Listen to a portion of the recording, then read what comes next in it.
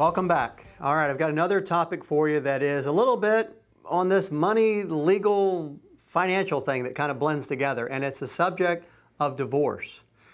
And I want to share with you some ideas and some strategies. They are not in any way legal advice. I'm not an attorney. I've said that before. But these are things that are smart to do no matter how good your relationship. The statistics are out there. And there are plenty of situations where people are surprised with divorce. So before, during, and after the divorce, those are the three important time periods. There are things that you need to be aware of, things you need to be thinking about if you suspect or have any concern about a potential divorce. But what I'm going to share with you, you should be doing anyway. Number one, it's good for you to always know what your marital family assets are.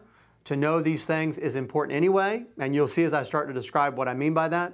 And that if something did happen, or you see odd behavior, whatever it may be, you are going to be in a much better place, a much more informed position, and I'll even argue that even may make a healthier marriage that if you know these things. You'll have a better understanding of the finances, which is always good, right? All right, so I've got a lot of things I'm going to be referring to that you'll have to indulge me. I want to read certain things to you because there's so many things to think about. And it's kind of a laundry list, so you'll have to indulge me a little bit on this. But the before part of that's really the biggest one. If you mess up the before, you're in big trouble during and after the divorce. Now, a really good attorney can save you from lack of preparation, but it's probably going to cost you more, and it's going to make it more difficult, and it will certainly make it more stressful. So the before is the most important part. And again, the before may be before you know, and also may be before you have any suspicion. So these are all things that you need to know and be prepared. Number one, where are all the assets? Where's the money? Do you know where it is? Do you monitor and get copies of statements? Do you review the investments? No, he takes care of that. No, she takes care of that. And I've seen it done both ways with couples that come in and meet with me. It's a lot of situations where it's not necessarily that traditional male dominant looking at the finances and managing the money.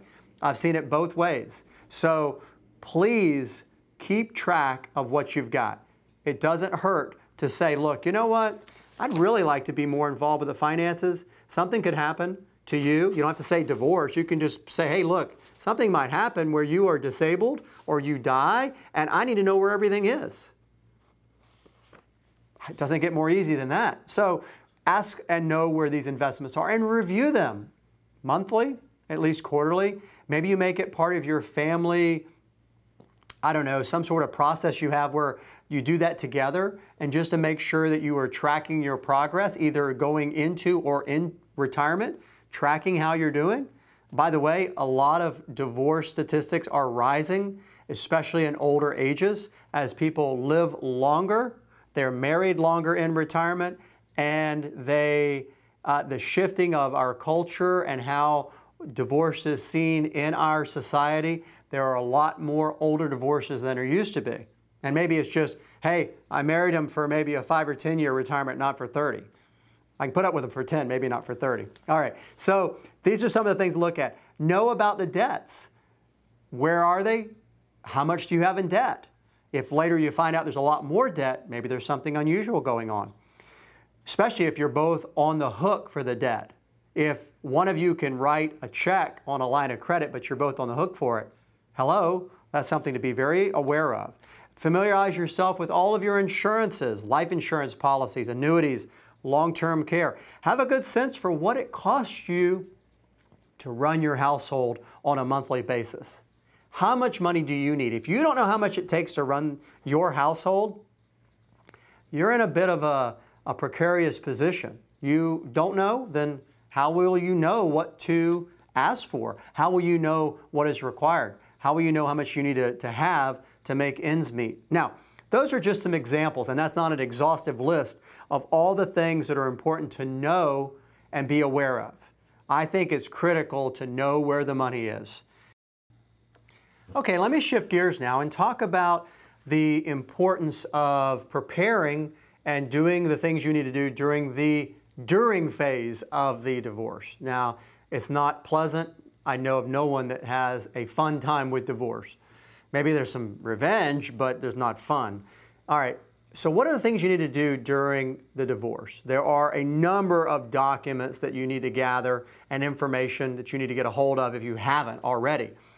The attorney you work with is going to tell you the things that you need to do, guide you on what you need to prepare. But there are some basic things. All the documents I mentioned about before, you need to have all of those. You're also going to have to be really clear on what it's going to cost to operate your household. You're going to need to gather the information that will help your attorney clarify and say, look, this is what it's going to cost to pay the bills.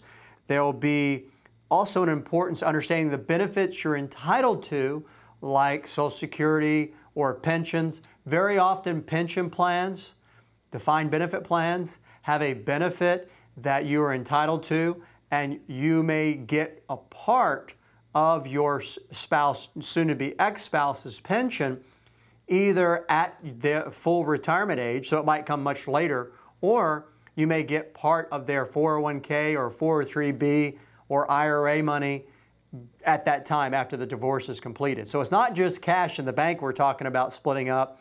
It's not just alimony potentially going one way or the other. And there's also these established benefits like a pension plan that will be part of it. And another consideration is Social Security. This is a big one.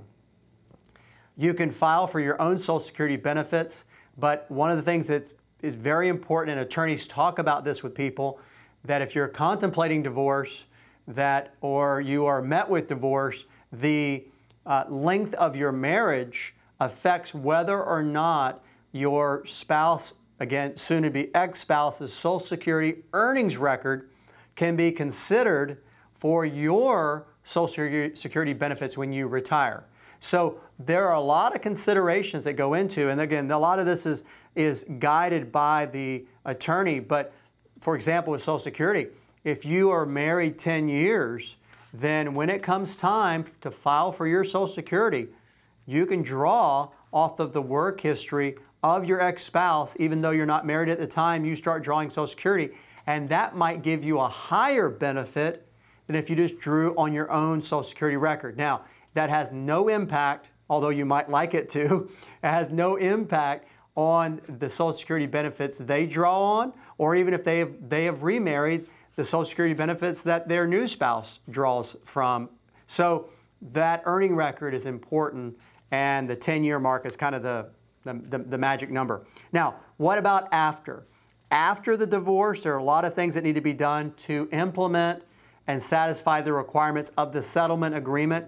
A lot of divorces end with a property settlement agreement that will spell out who gets what, who pays whom, if there's alimony or something like that. You'll want to make sure that assets are transferred or liquidated according to the court order and the agreement. You want to pay off and close any joint debt. You want to close any joint bank accounts, obviously. You want to retitle and redo beneficiary designations. Don't forget those. Update your estate plans. People sometimes overlook these things. Who's going to be your power of attorney? Who's going to have the healthcare power of attorney to make decisions about your healthcare?